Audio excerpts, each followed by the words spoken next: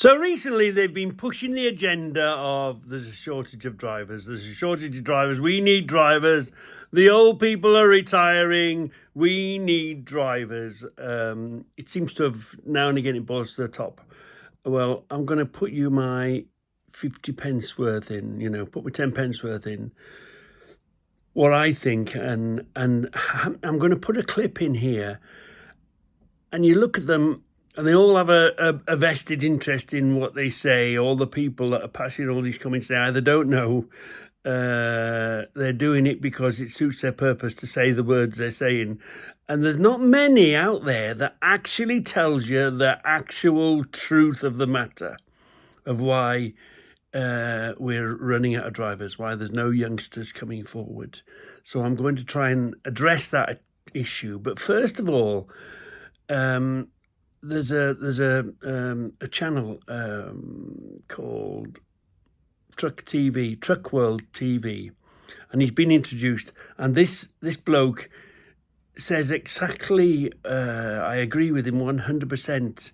The interviewer asks him a question and he gives this answer, and it's spot on. And then we'll continue from there.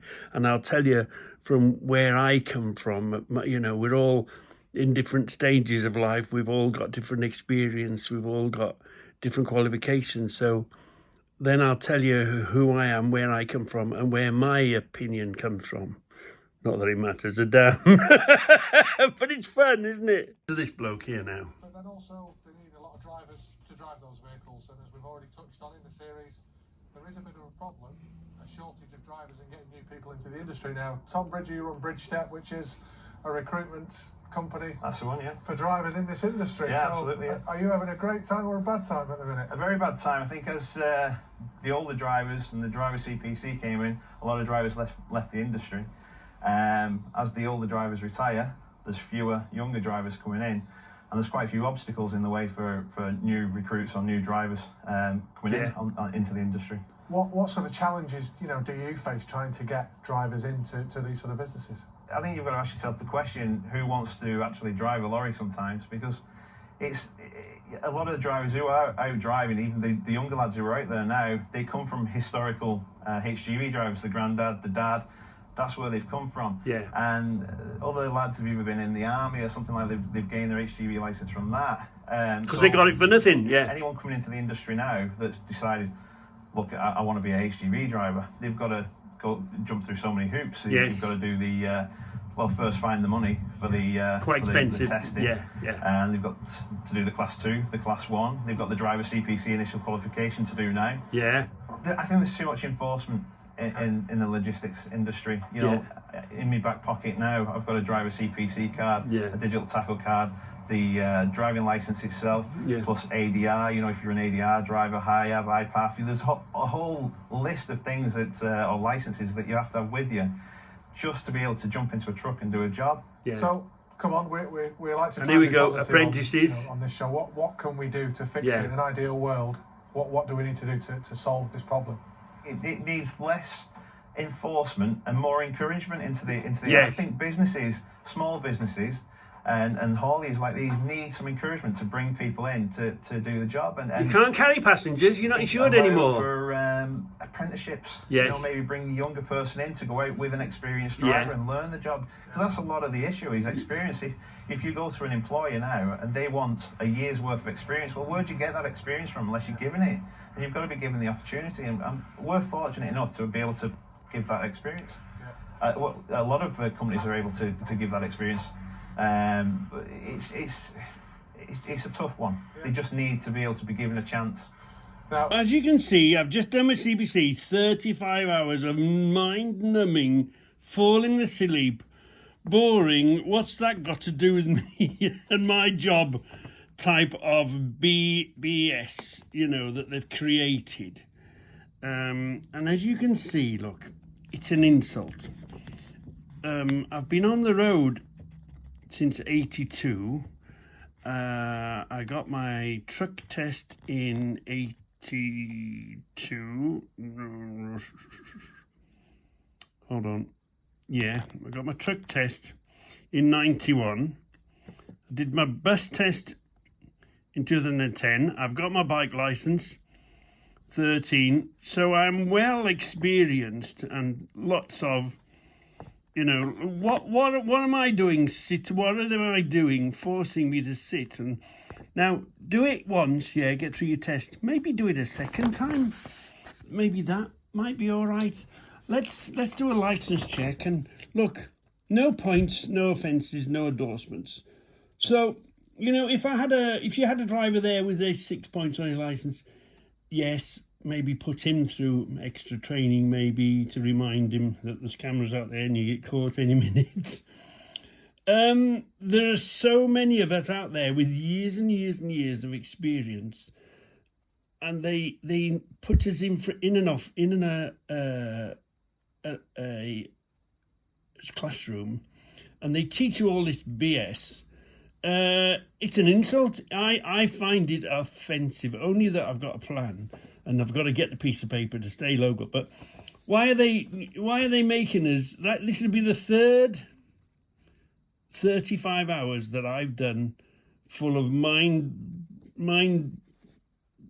bending, mind numbing, boring BS that I've had to go through.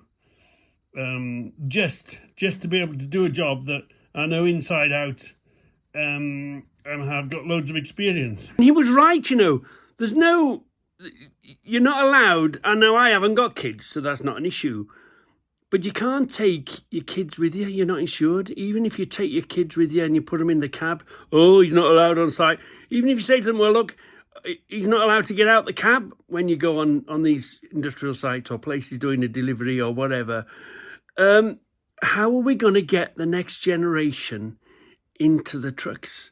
How are we going to turn van drivers into small truck drivers, into class 2 drivers, into class 1 drivers? The hierarchy and the BS. And, it's okay saying, well, make the business pay for it. That's not the answer. Because it's more cost, and obviously it costs inflation. So you can't just throw a comment away like saying, well, they should have apprentices because they cost money, don't they? There should be a natural progression. If you want to experience and you've got a day off, maybe you're working 5 days a week, you've got a day left, then okay.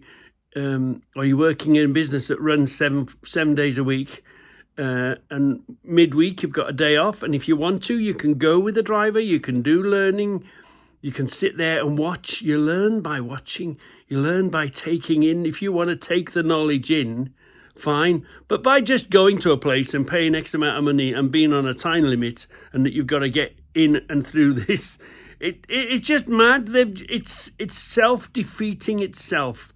The industry itself is fantastic. Yes, there are problems, and there are other problems outside, like, for instance, the hanging around you have to do is mad. If you arrive on hook, okay, or if you've got to take your turn, okay, but there are, now I speak to the boys. They talk to me, Reggie, how you doing? Blah, blah, blah. I did this, I did that. It's modern slavery, 15 hours a day. What job that you work 15 hours a day, you take 9 hours rest and you work another 15 hours a day? If, okay, there's limits on driving, and yes, you've got to take your break. But it's crazy. I see it as modern slavery. And like I say, part of the problem is if you're got an appointment, because you're only taking stuff off the back of a truck. You're taking stuff from A to B. That's, as a truck driver, that's your job. Take it from here, pick it up here, take it there. And on your way back, pick up that stuff and bring it in. I never really looked at it as a job. I looked at it as going out for a spin. And by the way, I'll go the way they send me. And whilst I'm there, if they want me to pick something up and bring it back, I'm happy to do that. So I'll drop off my stuff. I'll go around the corner, or I'll go somewhere else on the way back, pick something up, bring it back in. You make an appointment. If you're timed to be in by, let's say you've got a 10 o'clock appointment and you are there for 10 o'clock, there should be some sort of fine system in place that if you don't empty the truck within, let's give them 2 hours. Let's be generous. It only takes an hour but let's give them a bit of time, 2 hours. But you should be in and out and tipped and back again. Now that's what eats up your time.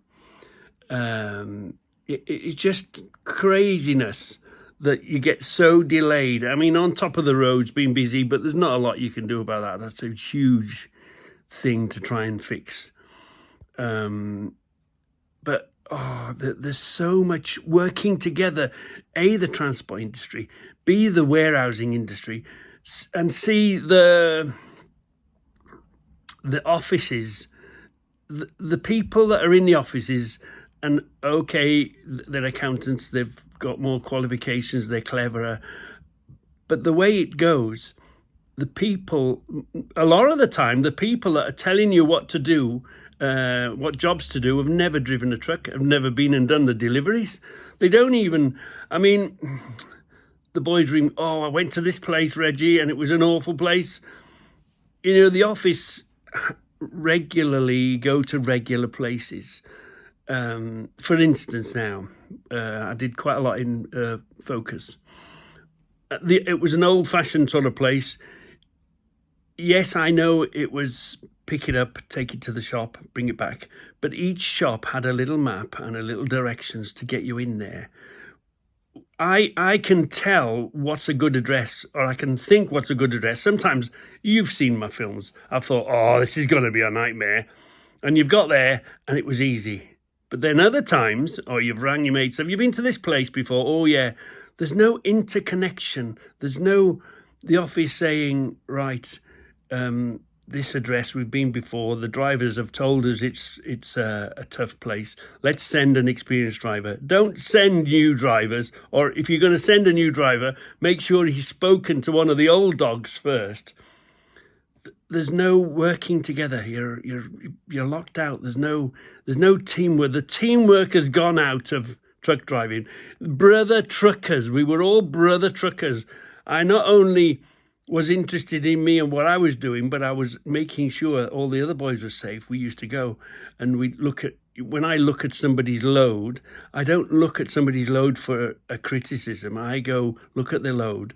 Oh, right, this is coming loose, mate. Tie this down better. Look, let me show you. The brotherhood has been almost discouraged. It's not working together. It's not teamwork. It is to get something into a place, to go to a nasty place, to get in. It's an achievement. To get a crappy delivery, go to an awful excess, down narrow roads. I mean, there should be some sort of postcode that are if you're in a certain postcode, you're not allowed to have Arctics in. Oh, the amount of places I've gone with half a load with an Arctic that should have gone on a rigid, or is maybe usually delivered on a rigid, but, economics, and you pass in and take it with you. I mean, I've done a jiffy bag. I'm not making it up, but I have actually delivered, only because I was in the area and I was passing, but I have been given a jiffy bag to deliver in an Arctic. Land Rover was terrible for it, and Rover was the same. You'd get an Arctic, you'd go and do your milk run, you might have 4 or 5 pallets on and you're running around in an Arctic. But it's mad. Some of the addresses need to be checked out first, need to be given a circle. Now, if you don't know, you don't know, but once you've been told, there should be some way of reporting. Oh, I went there, it was really bad, it was really tight, there was a nasty turn, there was a nasty gate on it. So another thing is, as always, it's done at the cheapest price. Rings around for A to B. Can you do it cheaper than that guy? Can you knock 10 quid off the job or 20 quid off the job? And the driver, we're so highly regulated in a free market place. And the hour, if somebody wants a delivery out of hours, they should pay more for it. and somebody shouldn't be able to. There should be a minimum cost, and if you can get a bit more, then fair enough, because you're better trucks, better reliability, But everything is boiled down to get it from A to B as cheaply as possible, and corners are going to be cut, or within the industry. One thing is fighting against another. It's just.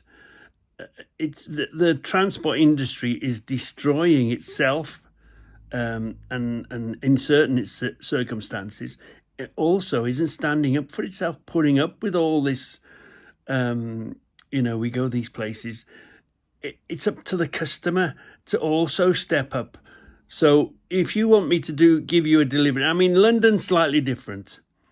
It's in your interest to start at 3 a.m, to get down there, to get past the traffic, to get in your delivery. Because otherwise, if you started at, say, 6 o'clock and you went down into London, you'd catch all the traffic at 7, the rush hour, and you wouldn't get anywhere. So, but it's mad. The whole system fights against itself.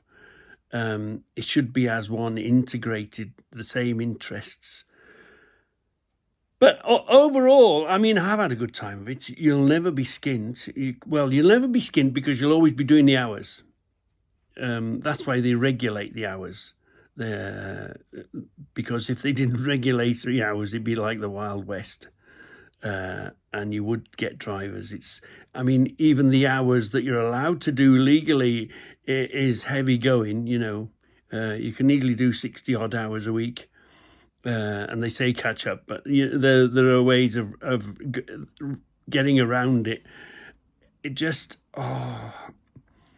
So, but the main thing is this CP for older drivers. And like I say, if you've got points on your license or you've had an issue, there's been a problem, then deal with the problem drivers. If you've had a bump or a scrape, then tick, but there's so many good drivers that get so annoyed about, my argument is I bring it back shiny side up every day, don't I? So what's the problem? Why hassle the people that don't get bumps and scrapes and damage? Don't chase them. If you want to put somebody out, we're all getting tarred with the same brush. And the good, honest, hard worker that does his best and has always done his best get tarred with the same tossers that keep bumping into cars, keep getting into issues. Like I always said, if you get, obviously some situations you can't have nothing to do with, but half of the time is if a car hits you, then why were you in a position that car, and it might be 100% his fault, but it's also your fault for being in a position where a car can hit you. Keep enough away from them. If you weren't quite that close to them, would they have hit you? If you'd brake that hard, would have they hit you? There's lots of other things that get involved in that. But there are a lot of good, careful drivers, and you see them all the time. There's no way of reporting the bad ones. There should be a YouTube channel that sits at the side of the motorway and watches these idiots that go right up the chuff of the one in front. You know the ones I'm on about. And I'm not saying fine them, but let the company know that driver isn't driving correctly, and you'd need to remind him, say, oi, you've been watched, you're in a vehicle, your name blazoned all over it. Oh, it's mad, So the industry has to have a different mindset. If it's like everything else, it's just they're concentrating on the wrong things, not on the things that really matter, the historical things. Everything is new. They adopt everything that's new. It might be new, but it doesn't mean it's better. Stick to the ways stick to the ways you get on with. So here we are. I'm one of the ones that has loved driving, always loved driving. My father wasn't about, so I didn't follow my father or my uncle. I know my uncle that was a farmer. He used to carry wings for the Spitfires when his duty was, when he was doing his duty. So he was a driver, but there was no one encouraged me. I was driving mad and still am. Love driving. You know, some people do it for a job, some do it because it pays the bills. But I'm one of the ones that, you know, since you could put me in a box, I could drive. I wanted to be, and I've loved being a driver, and still am. Love driving. I'm one of those that there was really no other path for me. I've always been a driver, whether it be, as soon as I passed my test, I was an ice cream man. And then I went to I didn't get my class 1. I was a muck shifter first, went to work on the Tonka toys. So it was a natural progression for me to come out of the plant, work my way up through the plant. You know, the muck shifting, they were building motorways then. They've stopped building motorways and bypasses. So that's where I've come from. I'm one of the ones. What drove me is I've always wanted to be a driver. I've always loved driving. Yeah. So don't start me on tacho rules. Oh my God. It's not that. It's the fines. You're micromanaged by the minute. The tachograph micromanages you for the minute. And the tacho regulations. Now, I know there are people out there that if you give them a free rein, they would purely take advantage of the free rein. But, you know, you're 10 minutes, you're 5 minutes from the yard, you've done your 4.5 hours, you've started early morning, you've done your 4.5 hours driving, you've took your 3/4 an hour break, fine. So now you're you do your driving, and then you've got you come into your second 4.5 hour driving spell. So you're doing your driving, right? You've driven for 9 hours. You're on your way home. You've been out. You've done your delivery. You've picked up your pickup. You're coming back now. And you put your brake in. So now you're 15 minutes away from the yard, and you got to bloody stop. Yeah, if you can, you should get that leeway. Have that. The rules should apply within the amount of times that you're meant to.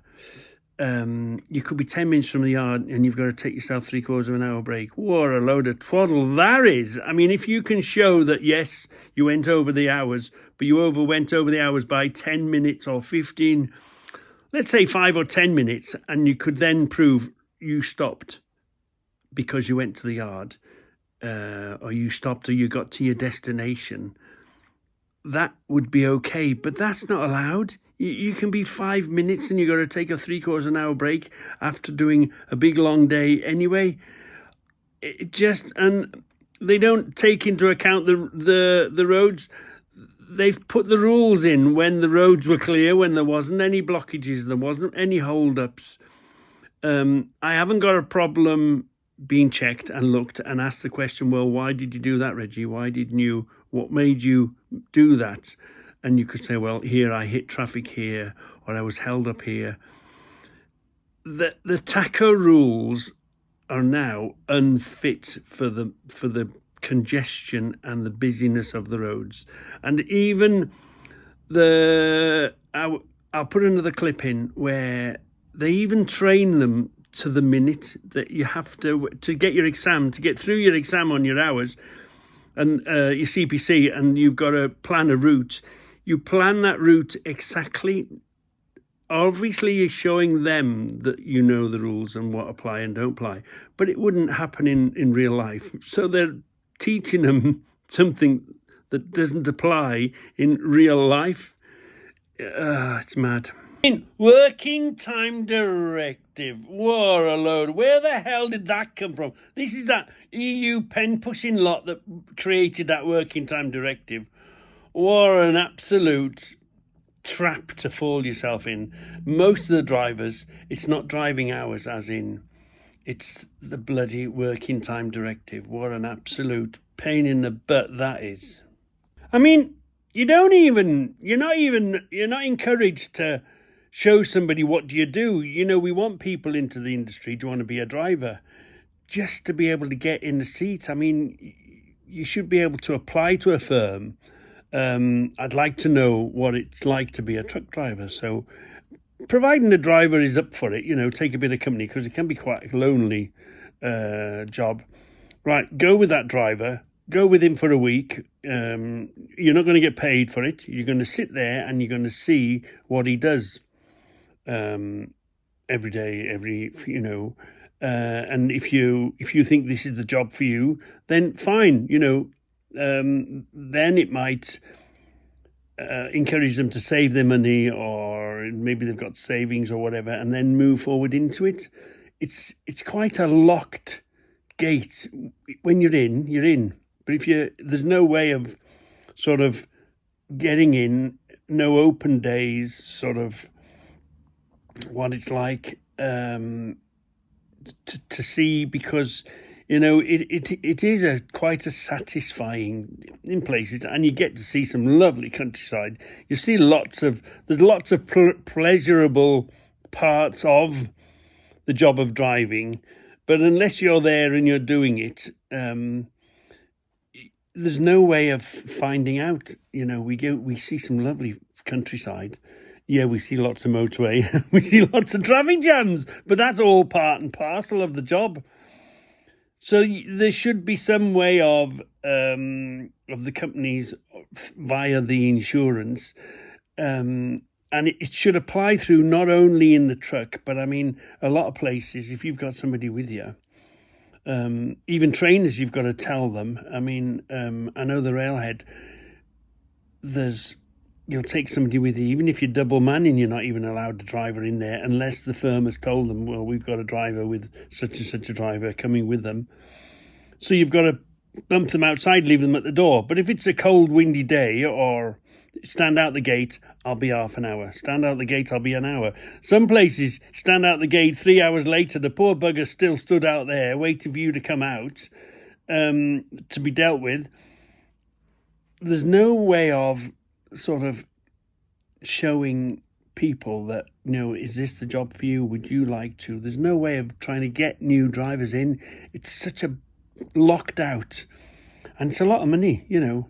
When you buy a car, you want to see the car before you buy it. Well, much the same as this job, it's going to cost you a lot of money to get into it. So at least you want to be able to,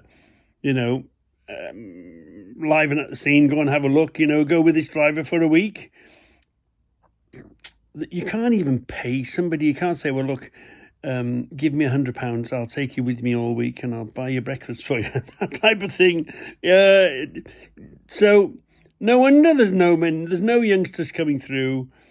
There's nobody wanting to do the job. The older generation are so annoyed with it. Would I recommend somebody to do it? I would recommend, only on the basis of, if you never want to be skint again, you will do the hours and you will earn the money. If you're willing to do the hours, if you're willing to do the work, you will earn the money. And that's the only way you earn it. It's not they say it's a highly paid job. It's not a highly paid job. It's you do lots of hours to earn your money. Yes.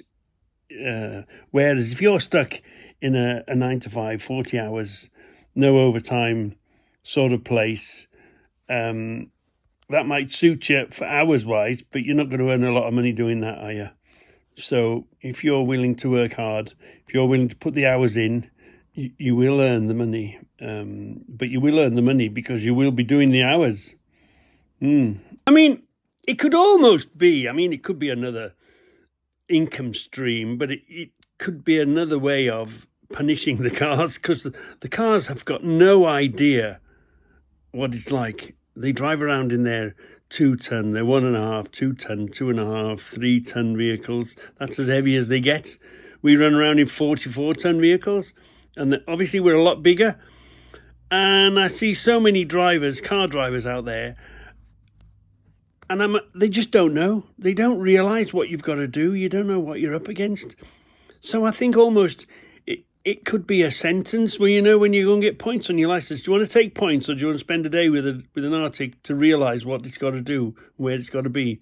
You know, if you've had a bump with a truck, or you've had some sort of an incident, you know, and you go to court and the court has decided, well, you know, you did that because you didn't realise or you didn't understand the truck. So finding the money is one thing. You know, giving them points on a license is another thing, but it could be an option of, right, you've got to spend a day or you've got to spend a week making deliveries with a truck, certain routes, certain places, get them to know about it. Because you just don't know, unless you can't compare. How can you compare? What's the heaviest car on the road? Vehicle, 4x4, is it 3 ton? Is it 3.5 ton? You cannot compare 3.5 ton as a max, and most cars are sort of 2 ton, 2.5 ton, something like that. You can't compare that with 44 tons, you know, 45-foot trailers, you know, 55-foot length. You just can't compare it. You can't get it into the head. You can't show them on a piece of paper. You can't make them look at a TV screen and look at the film of it. You actually be there, sit there, and to see what the driver, not what the driver can see, but what the driver cannot see when he's manoeuvring and making his way around. So it could be another revenue for the industry, but also it could almost be a punishment.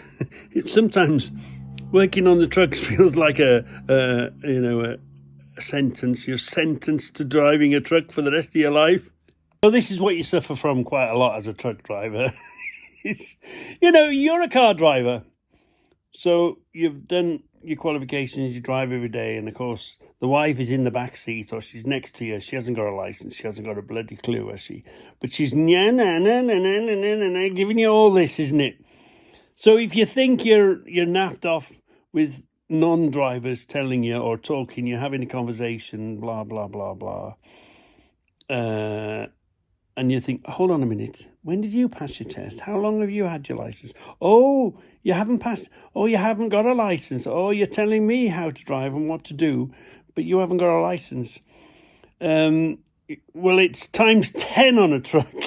Times 10. There's that many backseat armchair tossers that haven't got a license, but are experts and telling you what to do and how to do. You know, one of my first questions is always, so where did you pass your test then? It should be illegal for people in the offices that first of all haven't got a license, and they tell you what to do and where to go. It's mad. It's crazy. The wrong people a lot of the time. I mean, there is a lot of firms out there, and they do promote their drivers, and the drivers do get in the office. The problem is the people that are in the office. It's understand, if you've put a driver, promoted him into the office, say, he's more sympathetic, he understands. So he's, whereas somebody blind that's never driven a truck, has never sat in a truck, never spent a week out in a truck, telling us drivers what to do and where to go, which is fine because we need to be told what to do and where to go. That's our job. We are yes men, aren't we? We like to say yes. One of the problems with being a driver is you're a yes man. You don't say no to nothing. If you're the sort of person that says yes, I can do it, now give me the challenge, you're halfway to being a truck driver. But it should be, we shouldn't take, who are you? Have you got a license? No, well, go back to sleep then. It's crazy that there's that many people behind the truck industry that haven't got a license, haven't got a clue. They shouldn't even be allowed to manage or, instruct drivers in any way.